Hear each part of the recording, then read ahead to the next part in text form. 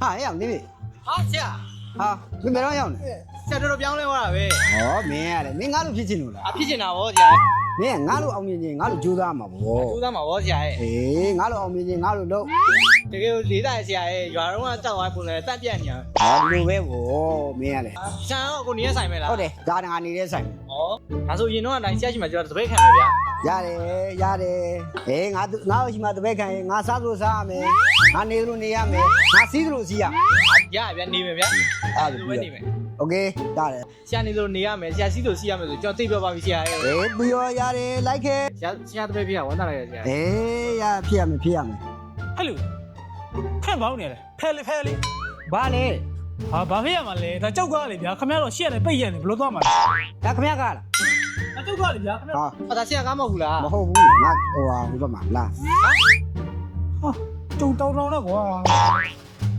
ဆရာပြောတာဆရာကားဆို ဟာဒါသူများက အဲ့ဆိုဆရာပြောရင်စီးရမယ်ဆိုတာဘာစီးရမလဲ ဟိုမှာအစပိန်ဟုတ်တယ် ဆရာပြောဒီဆိုင်မှာနေရဆို ဟုတ်တယ်ငါဒီဆိုင်မှာနေရတယ် ဟောဒါဆိုပိုင်ရှင်ဗော ဘယ်ရလား ဒီဆိုင်ပိုင်ရှင်မဟုတ်ဘူးလားဆရာ ဟာဘယ်ရလားငါဒီမှာ security ဟာသွားပါပြီကွာ အဲ ရတနာချစ်သူတိုင်းစိတ်ချမ်းသာမှုအပြည့်ရစေမှာဒုက္ခဆန်ရတနာရွှေဆိုင်ပါ